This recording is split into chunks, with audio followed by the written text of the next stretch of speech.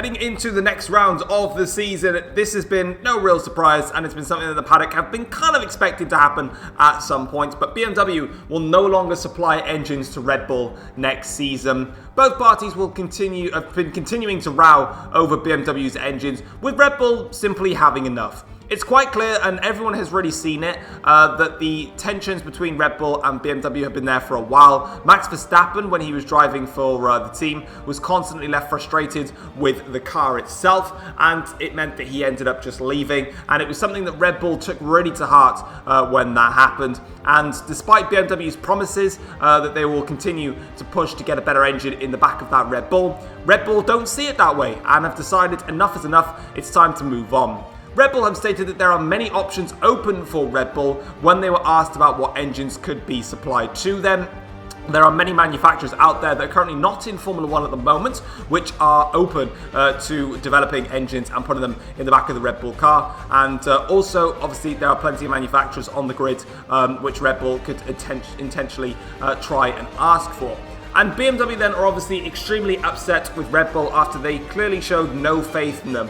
BMW knew that this was a project that was going to be pretty difficult, developing these hybrid engines and making sure that they were up to scratch. Of course, if we go back to when Honda first came into Formula 1, it took them a good few years until they got their engine into a competitive state, and unfortunately, Red Bull were just not willing to wait that long. But it's time to wait and find out which engine supplier will go to Red Bull next season. Looking forward to the race itself then, it is Jaguar that stole the headlines heading into this race. Jaguar have confirmed to have brought a brand new engine upgrade which will give them much more engine power. The top teams are concerned with this upgrade, and Jaguar are expected to be a threat. Of course, Jaguar are currently sitting slightly further down the championship order than they would have expected, with McLaren and Audi in front of them, and also Ferrari.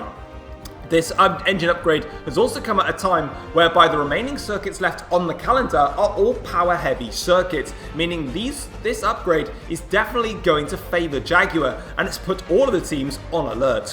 What is also on alert is Mercedes and Red Bull, but it's for the other reason in terms of power units. Their lack of PU power is going to cause them some issues on the circuit, and both drivers and teams are looking at damage limitation at best. Aston Martin are happy with the progress of their cars. We haven't seen much from Aston Martin this season, of course, sitting at the bottom of the Constructors' Championship with only 1 point scoring finishes from the drivers, but they're looking happy around here, and of course, their cars just seems to be working, which is great. And Pierre Gasly is expecting Ford to do well around this circuit. Of course, Ford have been very slippery in a straight line this season, and with Baku being a straight line heavy circuit, this should play into their hands. But let's find out, and let's get into qualifying and the race for the Azerbaijan Grand Prix. Yes guys, how's it going? And welcome back to another episode of the F1 Journey for you guys today here on the channel. We are back for round number 13 of season number 7. We're here for the Azerbaijan Grand Prix, and we're going to kick things off, obviously, with qualifying. So let's get straight into it. If you end up enjoying today's video, feel free to drop the video a like, and as it says on the center of my goddamn halo, subscribe to the channel, because if you haven't, you're upsetting me. So as you can see then, we're going to come out of the pits and get cracking with qualifying here around Baku. Obviously a late addition to the F1 Journey calendar, of course. We were expected to go to the Austrian Grand Prix this time around, however, due to a fire in the paddock which caused damage not only to the paddock and the garages after a MotoGP event, it means that we weren't able to travel there as work needed to be done to repair the damage, meaning we had to find a new circuit. So we're here at Baku instead, and as you can see, we are currently fastest at the moment, P1, as we go for our final flying lap here. So we go towards the first corner now, braking around about 75 meters, probably broke a little bit too late actually, should have broken at the 100 meter board, losing a tenth of a second or so, but we brake now around about 60 meters in towards turn 2, get a lovely exit, and we gain about half a tenth back, so we're about 1/100ths of a second down on our previous best lap time, but there's plenty of places where we can try and pull that back as we brake just after the 100 meter board, and we get a lovely entrance and exit through there, and you can see braking at 50 meters now for the next corner. You can see here that we're up to around about a tenth and a bit faster now, so we get a much better exit this time around as we get through purple in the first sector now, braking down into second, upshifting quickly into third gear now as we press onwards now in towards the castle section here, braking just before the 50 meter board, making sure not to cut the corner on the inside, making sure not to run too wide though, that you lose time. So we now go through the main castle here, absolutely fly the car through there. That was a perfect run through there, and on the exit we gain about 2.5 tenths there, so a lovely run through the castle section. Now it's flat out for the rest of this portion of the lap now, heading in towards the second to last heavy braking zone, around about 75 meters or so from the corner, getting that spot on. Probably going to take a little bit more curb in there. Now we brake just before the 50-meter board, getting the car slowed down and accelerating nicely, and we do gain another 0.3 of a second there overall in terms of lap time. So we're now up purple in the first two sectors. We're currently on provisional pole, so all we're doing here is solidifying ourselves in the number one spot on the grid. Opening up the DRS now towards the start-finish line, and as you can see, it is good enough to get pole position for the Azerbaijan Grand Prix. Here we go then, it is race day here for round number 13 of the F1 Journey season number 7. It is the Azerbaijan Grand Prix, and it's all about the number 5. We have got 5 races to go in this season, and there are still 5 drivers that are in contention to win the World Drivers' Championship.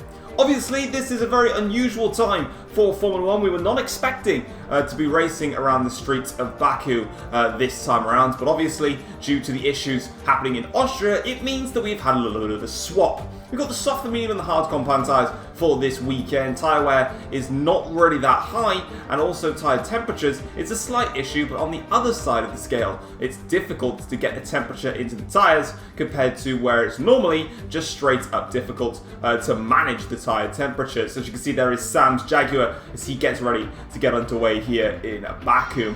Looking at the starting grid then for this race, we have managed to take pole position ahead of Sam in the newly upgraded Jaguar on the front row alongside of us. Reese outqualifies Lando Norris in P3, Norris in 4th place. You can clearly see Jaguar taking an upturn in that form. Charles Leclerc starts in P5 for Audi ahead of Daniel Ricciardo in P6. Carlos Sainz starts the race from 7th with Lewis Hamilton qualifying down in 8th place. George Russell then starts the race from P9, while Valtteri Bottas continues his impressive run of form in Renault, starting in P10 ahead of Stoffel Van Dorn in 11th place. Sebastian Vettel can only get as high as 12th. Pierre Gasly has a good qualifying session for Ford in 13th place. Nico Hulkenberg in the Porsche lines up alongside of him in P14. Sergio Perez and Nick de Vries, two Aston Martins, line up next, 15th and 16th. Esteban Ocon and Callum Ilott are then next on the grid, 17th place and 18th for them. And then in P19 it is Pascal Wehrlein with Yuki Tsunoda alongside of him on the back row of the grid. Alright, so here we are then, it's time for the race here for the Azerbaijan Grand Prix. And as you can see, we're going to be doing the one-stop strategy, so the soft to the hard compound tyres, and that is literally our race. So as you can see then, we're here on the grid to start the Azerbaijan Grand Prix. We've got 5 red lights and it's lights out, and away we go. It's a good start from us off the line there ahead of, I think it was Sam in 2nd place there as we fly in towards the first corner, getting a great run through there, opening up some ERS now as we head in towards turn 2 here, making sure that we stay well out of trouble of the cars behind now as we accelerate down the straight here. You can see that it is Sam then that's directly behind us. A little bit of a gap forming already between the next driver in P3. I think that's one of the McLarens there that's currently in 3rd with Lando Norris in 4th place. Of course, Jaguar have got that upgraded engine, which technically should have helped them in qualifying, but it didn't do so as we managed to get on pole position. But as you can see, this is obviously the race. This is a completely different scenario now as we go through in towards the end of the first sector here, now going fastest. Of course, we expect that on lap 1, but Sam already all over the back of us now as we go in towards the castle section now, the tight and twisty section. Very unique part of the track. You never really see anything like this in a Formula 1 circuit where you're actually going past the castle. It's just really cool to see it. Now as we exit that section, getting on the power now nice and quickly, as you can see, opening up the taps with ERS now as Sam is still chasing on the back of us now as we head in towards the end of the middle sector. Now you can see here, nice little braking zone through there, getting onto the power nice and easily. Sam though, right on the back of us, you can see this is going to be quite worrying going into the first corner now as we exit the last corner. And now we're going to have to open up the taps and use everything that we've got to try and stay in front of Sam on the run down towards the start finish line. Of course, this super long straight just doesn't end, and we need to make sure that we're out of harm's way from Sam. It looks like we are. We are going to drain the battery though. Of course, the battery does recover a lot faster in these cars, so we should be alright in terms of ERS, never really having a problem as we do set the fast lap of the race, and that is us comfortably in the lead of the Grand Prix. But it looks like Sam is going to stay with us for quite some time. Let's go and have a look at the race start, see how everyone else got on then. So as the 5 lights go out here, you can see that we just get a very nice start, and we don't even need to move really on the circuit. You see, I initially tried to cover, and then there was just no point. But we go through, round the outside, into the first corner. Lovely job there. And I believe it's Reese then in the McLaren that's challenging Lando Norris behind. Norris then tries to go for it. It's on board with Lando Norris now, so he gets a very nice start here in 4th place. And it's actually challenging Reese into turn 1. Down the inside goes Lando Norris. Reese now on the outside, for turns 1 and also turns 2 here, both breaking equally into turn 2. Norris initially has the upper hand there, but Reese is able to just hold it around the outside and stay with him. On board now here with Yuki Tsunoda, and his start was actually pretty poor because he goes straight into the back of Callum Ilott there and breaks off his front wing end plate, and he's got front wing damage now. And unfortunately for Tsunoda, he's going to have to pit and get a new front wing. Back on board though with Reese now in the live action here, and he's got Lando Norris all over the back of him, the Jaguar with the new upgraded engine. It seems to be working quite nicely for Lando Norris here as we go in towards the first corner now. Here they go, round the outside, there's Tsunoda's front wing there, still poised on the middle of the circuit, but eventually Lando Norris now has to go around the outside of turn 2. Of course, it worked for Reese last time. There's a bit of contact again there as Sainz is under pressure from Charles Leclerc there as we hiccup midway through commentary. Very professional from ourselves here as Leclerc now is managed to get his way past Carlos Sainz. Now Sainz under pressure from Daniel Ricciardo in the second McLaren, but Sainz is very aware of that and fends off Daniel Ricciardo, and that's allowing Lewis Hamilton to go down the inside of Ricciardo in towards the end of the first sector. Will Ricciardo back down on this position? Not quite. He's going to hang on in there. Hamilton still trying around the outside as they go towards the castle. This is going to be quite tight for the two drivers here, but I think Ricciardo is going to come out ahead. No, Hamilton stays in front as they go through in towards the castle section, but Ricciardo gets a better exit and is in front of him as Lewis Hamilton now is under pressure here from Pierre Gasly and George Russell in the Ford and Audi respectively now as they go on to the start finish right here. No DRS enabled just yet, but Gasly has got plenty of straight line speed. Now all of a sudden Hamilton's going to be sandwiched here between two drivers now into turn 1. Who's going to come out on top? Gasly versus Hamilton versus Russell. Russell goes around the outside, gets a double overtaking there. Gasly passes Hamilton as well. Hamilton continues to go backwards as De Vries now fancies a run at Lewis Hamilton with the Mercedes-Benz really not working nicely in his straight line. It seems they're losing a little bit of power on the top end speed there. Gasly now trying to get onto the back of George Russell, but he's a little bit too far back to try anything. As for us now, lap 3 of this Grand Prix, and I can't clear Sam, unfortunately. That Jaguar was not quicker than me in qualifying, but in the race trim, it's definitely got me on thin ice now, as you can see on the exit of the castle, not getting a very nice run. Sam now opening up the taps here as he tries to go for it down the inside, has a little look, fakes now towards the outside line, in towards the braking zone. Will Sam try and hold on in there? We give him enough room on the outside there, but now as he goes towards the last corner, we're just in front of Sam, but crucially, Sam's got DRS now on the on the straight, basically, so we're a sitting duck here. Unless we can try something about it now as we fly through the S's now. Flat out through here. Sam tries it right on the outside. Holds it on in there. Now all of a sudden it's up to us to try and defend here. DRS enabled now for Sam in the Jaguar as we go down the straight here. There's nothing we can do. Sam's going to fly through. We'll empty every single piece of power that we've got in the back of this Ferrari. Now as we go towards turn 1 here, swoop around the outside into turn 1 around the outside. We go a little bit wide on exit there. Sam is going to capitalize on that. We'll force him as wide as we possibly can. Now the outside into turn 2. We've seen it work for many drivers, and it's worked for us today. We hold on against Sam for the time being, who's under pressure now from Lando Norris. We've nicked DRS here from Sam, so now Norris fancies a run here at Sam as they go in towards turn 3 here. Norris now round the outside. Sam and Norris making a bit of contact there. Lando Norris up into second place now as Reese fancies a run at Sam. So Sam all of a sudden, from fighting for the lead, is all of a sudden fighting to stay on the podium in the early stages of this Azerbaijan Grand Prix. We're making it through. Lando Norris is making it through, but all of a sudden now we might be seeing the Jaguar under real pressure here to hold on to the podium. As we have a look now, Sam stays in front of Reese just about. Lap 5 of the Grand Prix now, and we're still under pressure from the two Jaguars behind me, and it's Lando Norris now that's got the raw pace. Let's see if he can try and find his way through now as we go through the S's now for the 5th time in this Grand Prix. That's a bad run for the S's. Norris gets a huge snap of oversteer on the exit there, and that could have been a horrible incident for Lando Norris, but now on the straight here, we're going to defend the inside line, opening up the taps now. You can see here that we're using all of the ERS for our disposal here, and there's a failure in the background. That's Reese in the McLaren. Reese in the McLaren has got an engine failure. He's out of the Grand Prix. We're going down the inside of Lando Norris into turn 1. Sam now tries to fight this one back. Ricciardo goes on through. Reese is out of the Azerbaijan Grand Prix. Dramatic engine failure on lap 6 of the Azerbaijan Grand Prix. Lando Norris now trying to get onto the back of us here as we open up the taps now on the back straight here. Norris now trying to get close to us with DRS. It's not going to work though. He's not close enough to get a move done, and we hold on and survive. But one of the key title contenders, Reese, is out of the Azerbaijan Grand Prix. You can see the yellow flag there into turn 1. He is out of the race. Lap 7 of this Grand Prix now, and we're going to switch strategies. The strategy initially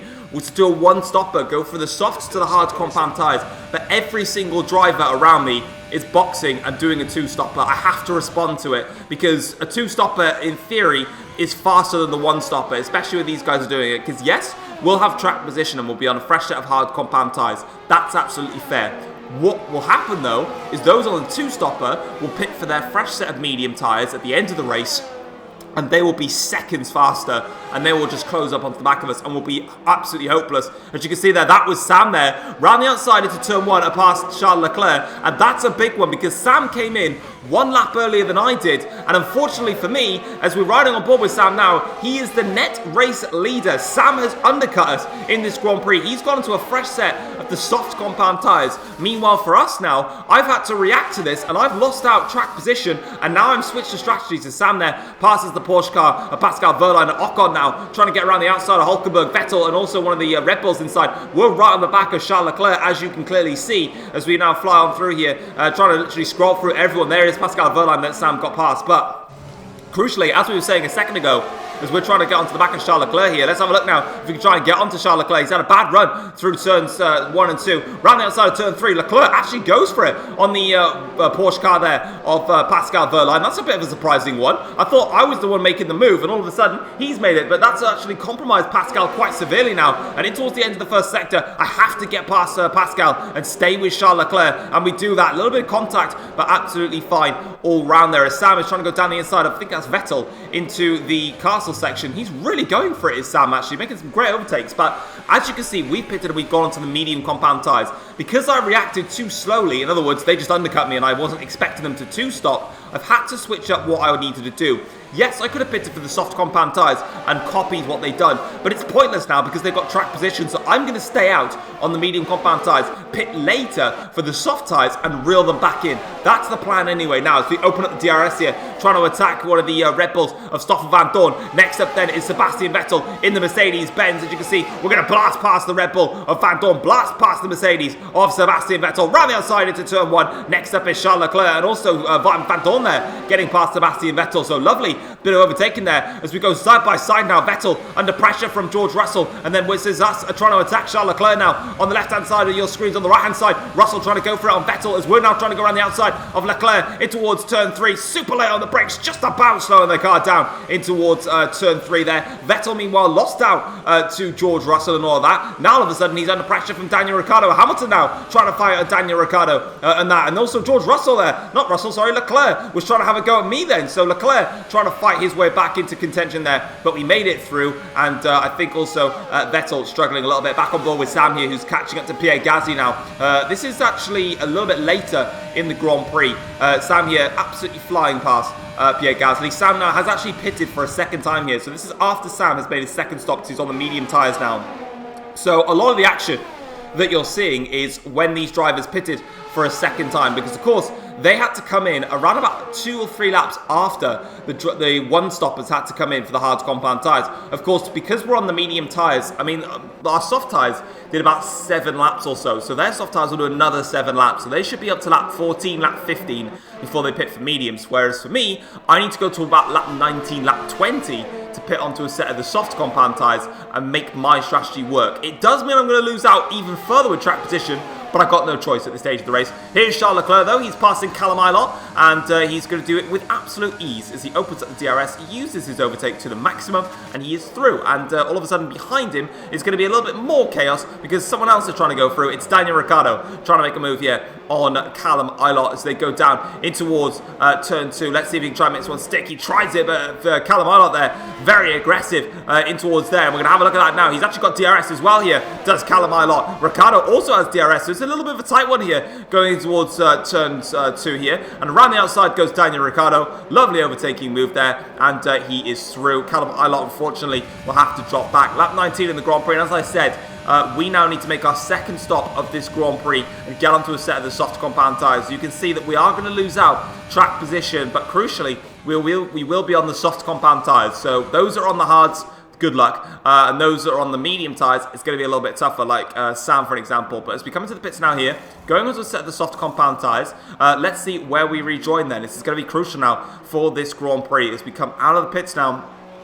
Slowly trolling our way down. We can hear some drivers speeding down there. There is my teammate Sainz. There's the Jaguar of Lando Norris. We're coming out of the pits here now, but crucially, we're in front of Sam in the Jaguar. So something's happened to Sam in the Jaguar. He's lost track position. We'll have to find out why a little bit later on, but for us though, all of a sudden we've got a scrap for the lead. Sainz leads this Grand Prix on merit. He's on the hard tyres going to the end. Norris is in second, we're in third, but we've got soft compound tyres on, and now we need to push, but Sainz is going to pressurise, going to get under pressure from Lando Norris on the back straight now. Here we go, opening up the DRS here. This is going to be troublesome for Carlos Sainz because, of course, Lando Norris is on those hard compound tyres. Norris opens up the DRS, goes towards the inside line on Carlos Sainz as they breeze now down in towards turn 1. Norris goes down the inside. Sainz is going to lose out on this one, but he holds it around the outside of turn 1. He's going to try and fend this one off. Now down in towards turn 2. Sainz goes around the outside once again here on Lando Norris. Lovely bit of defensive play, but all of a sudden, Lando Norris is going to have DRS now.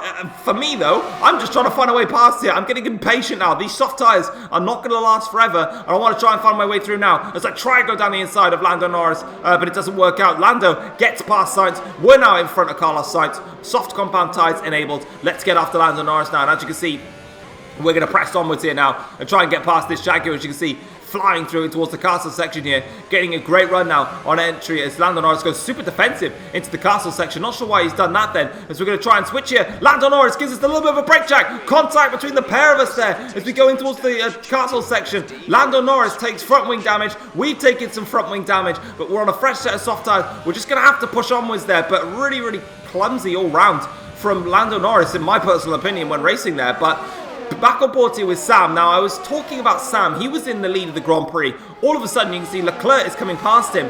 Halfway through my stint, around about lap 16 of this Grand Prix, when I had about 3 to 4 laps left to go in my medium tyre stint, Jeff came on the radio and told me that Sam had an issue with his car. A mechanical issue has cost Sam a chance of winning this race, because it's quite clear, as you can see, that he was closing up so quickly to the back of Norris and Sainz. He would have passed them and left me with a lot of work to do. But Sam, all of a sudden, because of his mechanical issues, has meant not only has he not been able to pass Sainz and Norris, it meant that I was able to pit and get in front of him. And as you can see now, he's trying to fight back here against Charles Leclerc. I think this is the point in the race here where Sam's mechanical issue fixed itself, and he's trying to challenge Charles Leclerc once again. But crucially, that's horrible for Sam.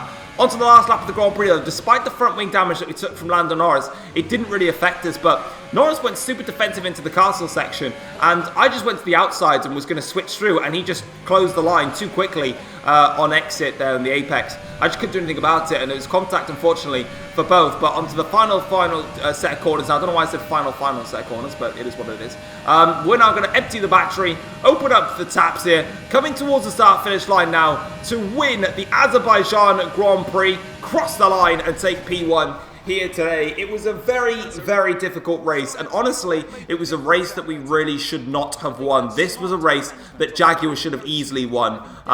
Sam had the pace. He was much, much quicker. Unfortunately, his mechanical issue meant that he was not unable to capitalise. And Lando Norris, of course, tried the one-stopper.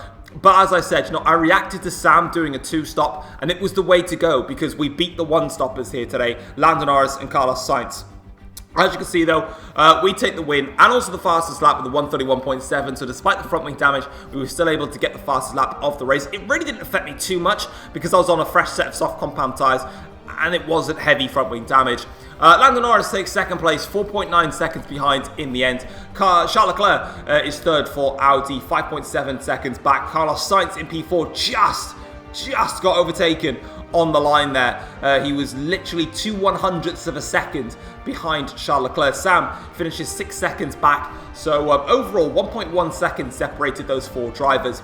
Nick de Vries gets his best result in Formula 1 for Aston Martin. He finished in P6. Fair play to him. Brilliant result. 9.3 seconds off the win in the end.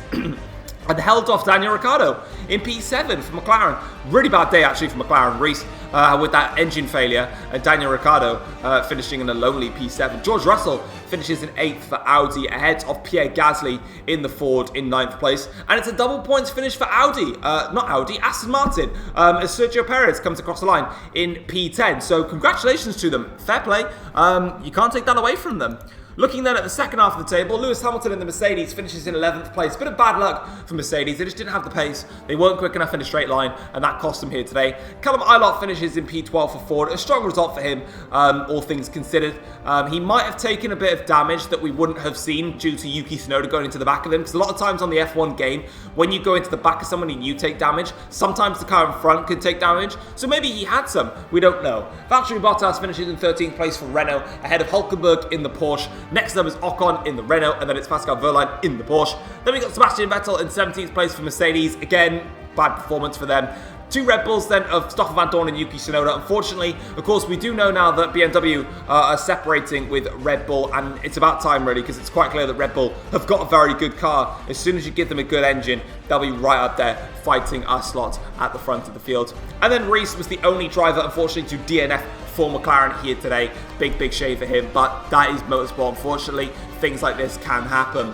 Looking at the Drivers' Championship now, and thanks to us taking maximum points here today and Daniel Ricciardo only finishing in P7, it means that we are now 20 points clear at the top of the championship, because we were initially tied. Not anymore. We're on 197 points. Daniel Ricciardo is on 177 points. Charles Leclerc is third in the championship for Audi on 173 points, with Reese dropping back now on 152 points. Sam is in fifth in the championship, then on 129 points. That gap now between myself and Sam is very big, and it's quite clear that it was initially a 5-horse race. Sam looks to be starting to slip away now from the championship here. Reese with that DNF really could have done with scoring some points here today. It's looking like a 3-horse race now between myself, Ricciardo and Leclerc for the championship, but we'll have to see what happens. Lando Norris is 6th in the championship on 95 points, with Lewis Hamilton on 87 points, still maintaining his 7th in the championship.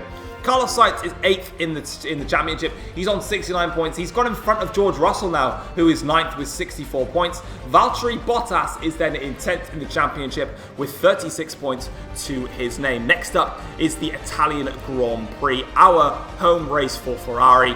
Constructors' Championship time, McLaren still lead the way with 329 points.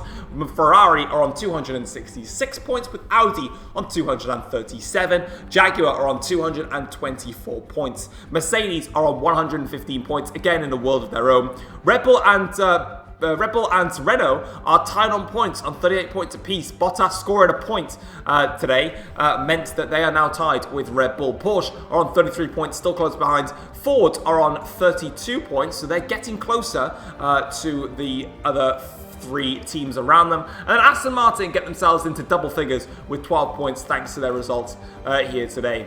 But that is it for the Azerbaijan Grand Prix. As you know, it's time to get into the post-race notebook and get the reaction from all of the teams and drivers after today's race.